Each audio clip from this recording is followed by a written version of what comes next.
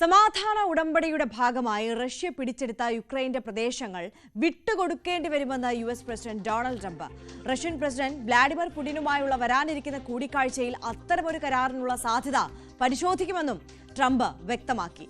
August 15-ന് അലാസ്കയിൽ വെച്ച് പുടിനുമായി Trump ചർച്ച നടത്തും. I expect to have a meeting with Putin that I think it'll be good, but it might be bad. And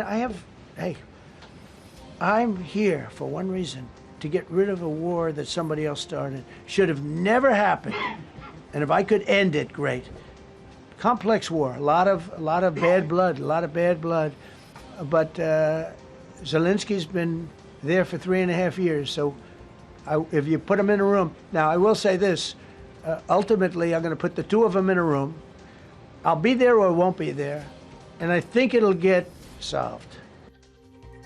MG Mithun കൂടുതൽ വിവരങ്ങളുമായി ചേരുകയാണ്. മിഥുൻ, ലോകമേറെ പ്രതീക്ഷയോടെ കാത്തിരിക്കുന്ന ഒരു ചർച്ചയാണ്, കൂടിക്കാഴ്ചയാണ് പുടിനും ട്രംപും തമ്മിലുള്ളത്. പക്ഷേ ഈ ട്രംപ് മുന്നോട്ട് വയ്ക്കുന്ന ഈ ആവശ്യങ്ങളൊക്കെ അംഗീകരിക്കാൻ പുടിൻ തയ്യാറാകുമോ എന്നുള്ള ആകാംക്ഷ നിലനിൽക്കുകയാണ്.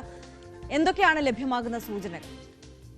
അങ്ങനെ ഒരു സാധ്യത നമുക്ക് തള്ളിക്കളയാനാകില്ല. പക്ഷേ വ്ളാഡിമിർ പുടിനാണ്, അദ്ദേഹത്തിന്റെ നിലപാടുകൾ മുൻകാലങ്ങളിലൊക്കെ നമ്മൾ കണ്ടിട്ടുള്ളതാണ്. അതുകൊണ്ട് തന്നെ സ്വാഭാവികമായും ഈ ഒരു തീരുമാനത്തോട് അദ്ദേഹം യോജിക്കാനുള്ള ഒരു സാധ്യതയും ഇല്ല എന്ന് തന്നെ നമുക്ക് കണക്കാക്കേണ്ടി വരും. അല്ലെങ്കിൽ കടുത്ത വിട്ടുവീഴ്ചയ്ക്ക് അദ്ദേഹം തയ്യാറാകേണ്ടി വരും എന്നുള്ളതാണ് ഏറ്റവും പ്രധാനപ്പെട്ട കാര്യം. മറ്റൊന്ന്, 10 വർഷത്തിന് ശേഷമാണ് അമേരിക്ക വ്ളാഡിമിർ പുടിൻ സന്ദർശിക്കാൻ പോകുന്നത്. ഈ സന്ദർശന വേളയിൽ വിവിധ വിഷയങ്ങളെ സംബന്ധിച്ചുള്ള കാര്യങ്ങളിൽ ചർച്ചാ വിഷയമാവുകയും ചെയ്യും. അതിന് മുന്നോടിയായിട്ടാണ് ഈ ഒരു ഉപാധി അമേരിക്കൻ പ്രസിഡന്റ് ഇപ്പോൾ മുന്നോട്ട് വെച്ചിരിക്കുന്നത്.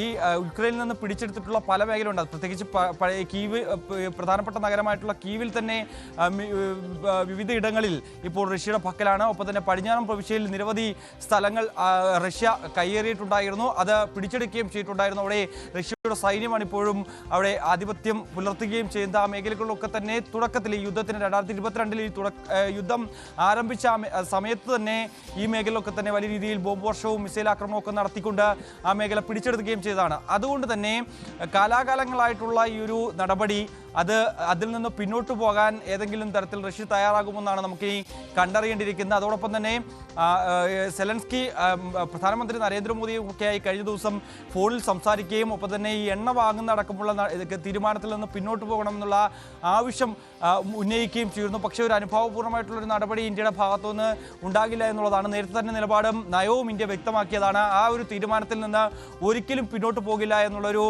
തീരുമാനമെടുത്തു. പക്ഷേ സമാധാനം പുനഃസ്ഥാപിക്കുന്നതിന് വേണ്ടിയുള്ള ഏതൊരു കാര്യത്തിനും പിന്തുണ നൽകുമെന്നുള്ള ഒരു മറുപടിയും പ്രധാനമന്ത്രി നരേന്ദ്രമോദി മുന്നോട്ട് വയ്ക്കുകയും ചെയ്തായിരുന്നു. എന്തായാലും നിലവിലെ സാഹചര്യത്തിൽ ഈ തീരുവ യുദ്ധം ഇങ്ങനെ നടക്കുന്ന സാഹചര്യത്തിൽ ഈ വിഷയമൊക്കെ ഈ കൂടിക്കാഴ്ചയിൽ ചർച്ചയാകാൻ പോവുകയാണ്. അങ്ങനെയെങ്കിൽ ഇത് വ്ളാഡിമിർ പുടിൻ അംഗീകരിക്കുമോ അല്ലെങ്കിൽ മറ്റേതെങ്കിലും തരത്തിലുള്ള ഒരു വിട്ടുവീഴ്ചയ്ക്ക് തയ്യാറാകുമോ എന്നുള്ളതാണ് എന്തായാലും നമുക്ക് മനസ്സിലാക്കാൻ സാധിക്കുന്ന. അല്ലെങ്കിൽ ഈ കാലാകാലങ്ങളായി വ്ളാഡിമിർ പുടിൻ തീരുമാനമെടുത്തിട്ടുള്ള പോലെ തന്നെ ഇങ്ങനെയുള്ള ഉപാധികൾ ഒരിക്കലും അംഗീകരിക്കില്ല. ഒരുപക്ഷെ ഒരു സമ്പൂർണ്ണ വെടിനിർത്തലിലേക്ക് എത്താനുള്ള സാഹചര്യം, യുദ്ധം അവസാനിപ്പിക്കാനുള്ള ഒരു സാഹചര്യത്തിലേക്ക് കാര്യങ്ങളെത്തും. പക്ഷേ അതിൽ റഷ്യ ചില ഉപാധികൾ കഴിഞ്ഞ കുറച്ച് കാലങ്ങളായി മുന്നോട്ട് വെക്കുന്നുണ്ട്. അത് അംഗീകരിക്കണമെന്നുള്ള കാര്യങ്ങൾ കൂടി ഒരു കൂടിക്കാഴ്ചയിൽ ചർച്ചയാകുമെന്നുള്ളതാണ്. തീർച്ചയായും MG മിഥുനാണ് വിശദാംശങ്ങളുമായി ചേർന്നത്.